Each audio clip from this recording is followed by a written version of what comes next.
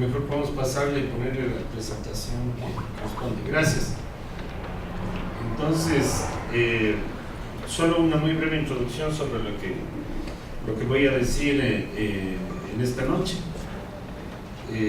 Creo que las dos presentaciones anteriores enfocan una perspectiva que también se va a seguir aquí, que es el contraste entre la noción del buen vivir y la realidad, que es un contraste que de alguna manera, como lo ha planteado Ramiro y también Jaime, tiene una serie de elementos que yo les definiría como una antítesis.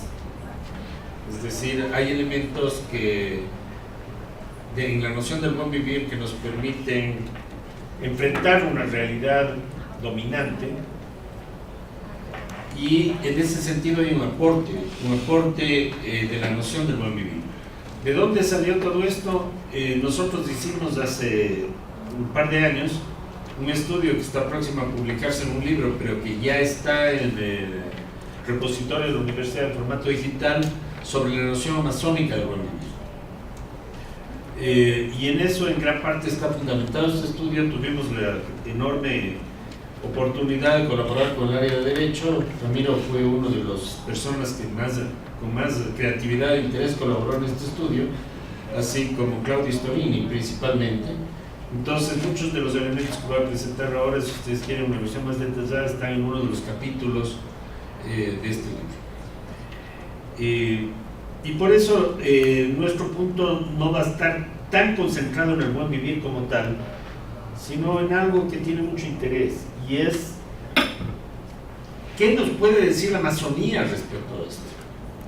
Porque el buen vivir amazónico, que no es lo mismo que el buen vivir andino, y por cierto no es lo mismo que el buen vivir oficial, y que también es un poco diferente al buen vivir de la Constitución, tiene algunos elementos en común. En todo caso, vamos a enfatizar un poco en esa noción.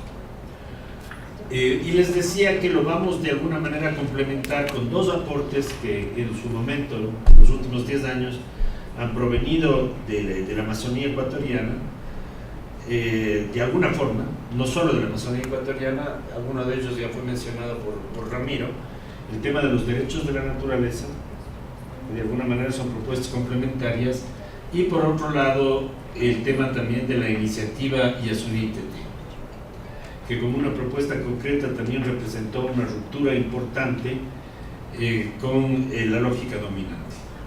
Bien, yo quisiera muy detenidamente, también voy a pasar rápido porque esta presentación a la larga va a ser mucho más larga, y no va a entrar en los límites de tiempo establecidos. Yo diría que si vamos a enfrentar estas nociones con la realidad actual, hay tres cosas que nos preocupan. Primero, digamos, en la sociedad actual se pone un énfasis enorme en la noción de crecimiento económico como la condición más importante, se supone, para una mejora en las condiciones de vida. Generalmente este es un énfasis enorme, y esto puede cuestionarse por varias razones. En primer lugar, yo diría, un crecimiento económico indefinido en una sociedad finita simplemente no es posible. Aquí hay un punto bien importante. El planeta ha alcanzado ciertos límites críticos, de tal manera que un crecimiento rápido como el que tenemos simplemente va a acelerar un proceso de destrucción de nuestra sociedad hacia límites que ponen en riesgo, obviamente, la existencia de nuestra civilización como lo conocemos, nuestra capacidad como sociedad industrial o postindustrial, y la misma vida sobre el planeta. Segundo, el modelo de crecimiento que se ha concentrado, de acuerdo con una abundantísima información existente actualmente, es un modelo altamente concentrador, en el sentido que aumenta profundamente las diferencias entre ricos y pobres en la mayoría de los países del mundo, casi en todas partes. Y segundo, aumenta las distancias entre países ricos y países pobres. De tal manera que, si vamos a crecer, una pregunta obvia es ¿quién se beneficia de este crecimiento? La teoría económica convencional nos dice que necesitamos crecer para distribuir después, pero la realidad nos indica que en realidad este crecimiento beneficia a una fracción muy pequeña de la humanidad, ciertamente inferior al 10%, y que las condiciones de vida de la mayoría de la población, por lo menos en los últimos 40 años, casi no han mejorado. Por consiguiente, es un crecimiento que aumenta las distancias y que realmente favorece a muy pocas personas. Y el tercero, que tiene mucho que ver con el buen vivir, es cómo se obtiene la realización humana. ¿Siendo más o teniendo más? La lógica que actualmente impera nos dice que hay que tener para ser, o que debemos acumular bienes para estar mejor. Pero en realidad, y en eso sí la noción del buen vivir nos aporta mucho, podemos ser mucho más sin necesidad de tener más. Y esto es algo muy importante porque se pone énfasis en valores sociales, en la solidaridad, los tres principios de los que insistía Ramiro, frente a la noción de competitividad, etcétera, que plantea nuestra sociedad dominante. Bueno, aquí tenemos una idea de cómo ha crecido la economía mundial, cómo ha crecido la población mundial. Esto ya fue mencionado claramente en las presentaciones anteriores y no quiero enfatizar mucho. La idea es que este crecimiento infinito no es posible. Ciertamente ha habido un avance importante en las condiciones de vida, y esto es bastante importante. Vemos, por ejemplo, la esperanza de vida al nacer. En el caso de Brasil, por ejemplo, en 1920 era de 37 años, actualmente es de 74. O sea, indiscutiblemente ha habido mejoras, pero estas mejoras no alcanzan a la mayoría de la población. En muchos casos, aquí vemos, esto es bastante complicado, pero yo sí quisiera decir dos cosas. Esta es la distribución mundial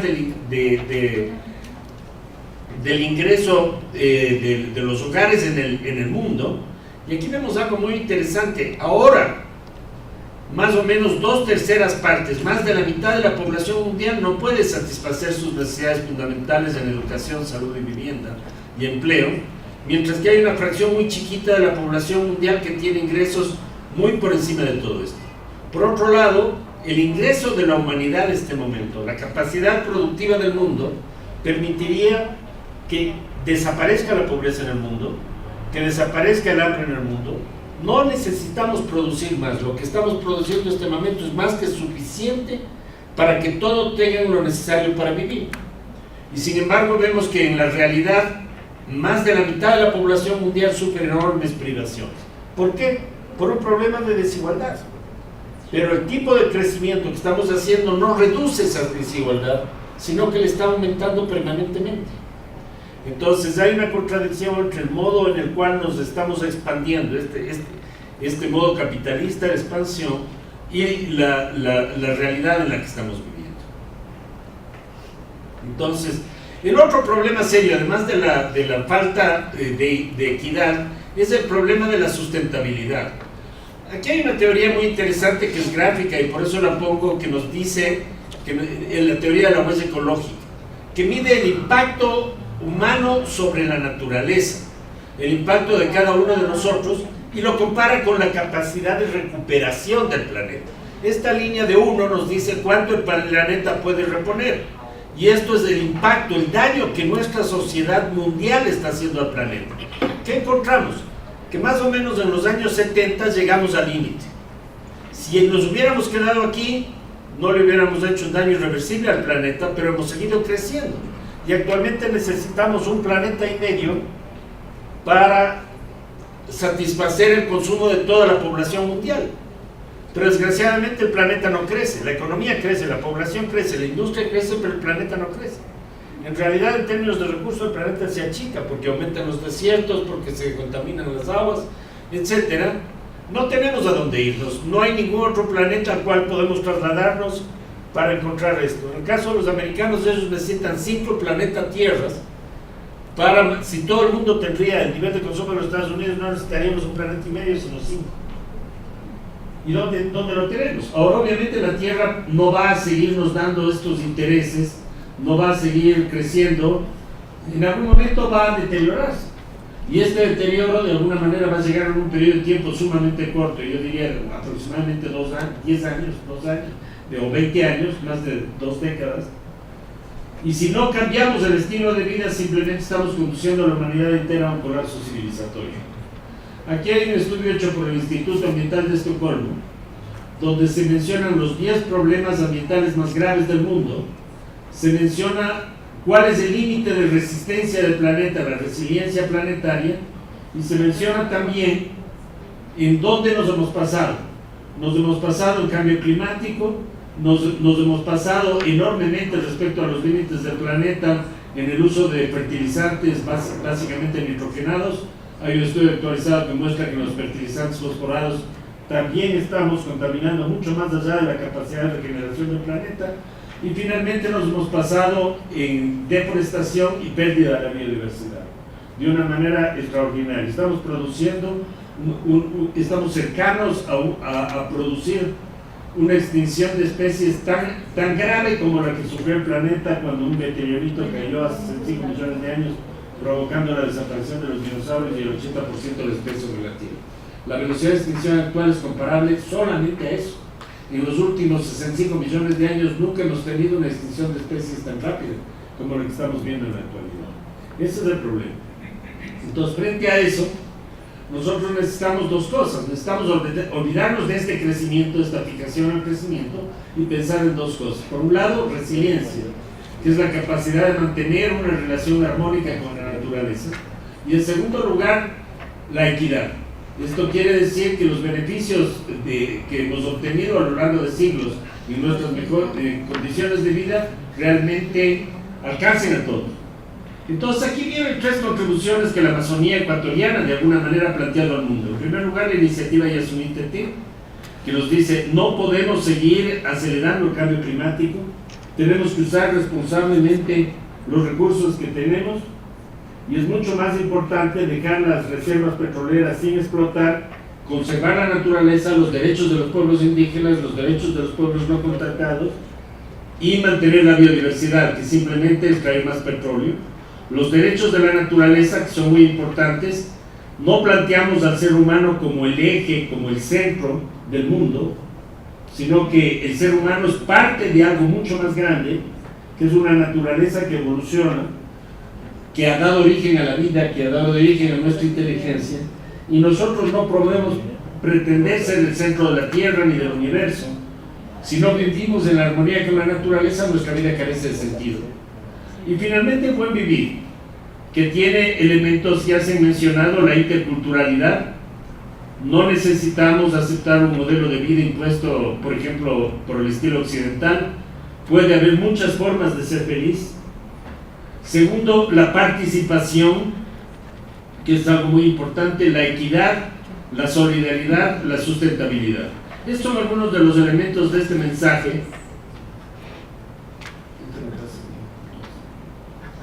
Entonces, en ese sentido, bueno, aquí hay una serie de detalles, pero básicamente yo quería enfatizar, esto nos vamos a saltar un poquito porque son elementos que requerirían mucho más tiempo, y aquí hay una noción de buen vivir donde básicamente planteamos como centro de gravedad no el crecimiento, sino la satisfacción de las necesidades humanas. Pensamos que no se necesita tener más, sino mejorar sobre todo la calidad de la vida, y esta mejora de la calidad de la vida puede venir de muchas formas, fundamentalmente proponiendo una diversidad de culturas, una diversidad de formas de alcanzar esa felicidad. Tenemos que superar la inequidad, ¿sí? Y sobre todo tenemos que tener una relación sustentable con la naturaleza. Estos son algunos de los elementos que, en esta forma en la que estamos concibiendo el buen vivir, que es un conocimiento, que es una noción de origen indígena, pero que de alguna manera ha sido compartida por los sectores medios intelectuales, etcétera, en algunos países de América Latina, y que en este momento recoge elementos de una cultura amazónica y andina también, pero que los recoge de una manera que puede permitir una alternativa que nos permita de alguna manera superar los límites de la civilización actual. Esta es un poco la idea. Aquí tenemos algunos elementos de la noción de los derechos de la naturaleza, ¿sí? Lo fundamental, creo yo, aquí es ser mucho más humildes y no pensar que nosotros como especie somos la cúspide del mundo, sino que en realidad aquí hay un universo, hay una naturaleza que está evolucionando desde hace millones de años, que ha dado origen a la vida, que tiene un principio creador, un principio de enriquecimiento enorme que ha sido estudiado desde hace mucho tiempo en cosmología, en biología, etc. que ese principio evolutivo es lo que nosotros tenemos que permitir que se mantenga y que se profundice, porque nosotros como especie somos resultado de eso. No somos la única especie inteligente que ha existido, está clarísimo en la teoría de la evolución humana, ni seremos probablemente la única especie inteligente que pueda existir en el universo. Lo fundamental es permitir que esa naturaleza pueda expresarse, y para eso necesitamos vivir en armonía con la naturaleza.